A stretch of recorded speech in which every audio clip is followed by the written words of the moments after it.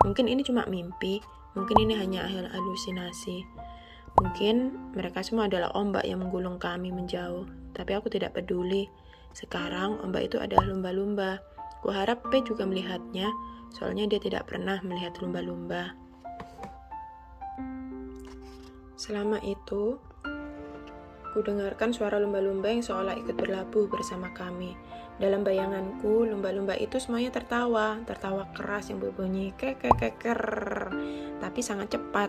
Sedih sekali menyadari kalau mereka tertawa lebih gembira daripada P. Kalau dia tertawa, bunyinya cuma seperti ini. Kadang juga bahkan tidak pakai huruf besar. Soalnya dia tidak pernah tertawa keras-keras. Paling keras, ahahaha. Badanku terbawa arus, terapung ke atas. Tapi aku tidak mau ke atas. Kupandang P di sampingku. Dia juga memandangiku. Kami sama-sama tidak mau ke atas. Apa kamu lihat lumba-lumba? Tanyaku. Gelembung udara meluap dari mulutku. Di dalam air, suara berubah jadi gelembung. Aku tidak tahu manusia bisa mendengar gelembung atau tidak. Tapi P mengangguk. Dia juga lihat lumba-lumbanya. Ayo kita ikuti lumba-lumbanya, kataku. Dia mengangguk lagi. Dan kami menendang-nendang air sampai lama. Lama sekali. Kepalaku pusing, badanku lemas. Tapi kami harus mengejar lumba-lumba. Kutatap P, dia juga menendang-nendang air. Kurasa dia sebenarnya bisa berenang. Dia cuma tidak tahu. Lalu aku jadi ingat cerita kakek Gia. Cerita ketika dia memancing ayam. Ayam berenang berputar-putar di sungai ketika hujan deras. Dan aku ingat cerita P, cerita tentang telur. Ketika dia menceritakan itu padaku, kupikir akulah telur dan dia adalah ayam. Karena dia bisa makan ayam sendiri. Kalau kamu selamanya nggak akan pernah jadi badak, nggak apa-apa, tanyaku pada P. Nggak apa-apa, katanya. Kenapa aku nggak akan pernah jadi badak? Karena kamu ayam, kataku pada P. Kamu juga ayam, tanyanya. Aku menggeleng. Aku telur. Telur nggak bisa berenang. Aku tenggelam. Dia diam sebentar. Lalu gelembung udara dari mulutnya berkata, kalau kamu tenggelam, aku juga tenggelam. Aku juga diam sebentar.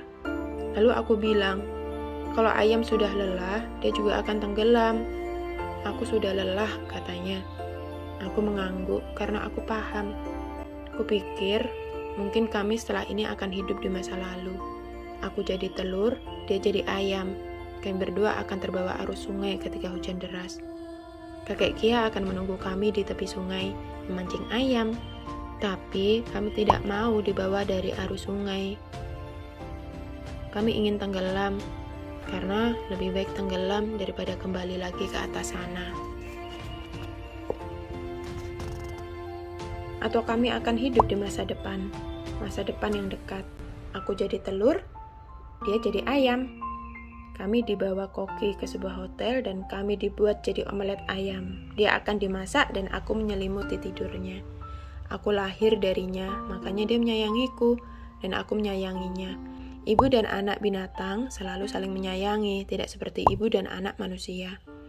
Tentu saja, bisa jadi dia tetap jadi ayam, tapi aku bukan telur.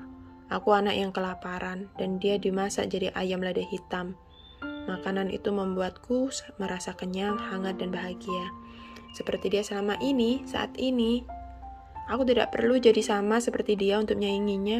Dia bisa berubah jadi seperti apapun dan aku akan tetap menyayanginya. Dia bisa lahir jadi badak, aku tidak peduli. Kalaupun dia lahir sebagai sepatu dan aku sebagai gajah, aku akan tetap menyayanginya. Meskipun aku tidak akan pernah bisa memakannya. Kalau dia lahir sebagai cacing dan aku sebagai upil, aku akan tetap menyayanginya. Kalau dia lahir sebagai anak laki-laki dan aku papanya, aku akan tetap menyayanginya. Meskipun tidak ada papa yang baik di dunia ini, aku bisa menyayanginya apapun yang terjadi. Karena aku menyayanginya, tidak peduli seberapa kecil kemungkinan kami bisa bersama. Ayam lada hitam enak tuh, kata gelembung udaranya. Dia tersenyum, aku juga tersenyum. Karena ketika dia membicarakan makanan, dia pasti sedang bahagia. Rasanya semakin sulit, semakin menyakitkan.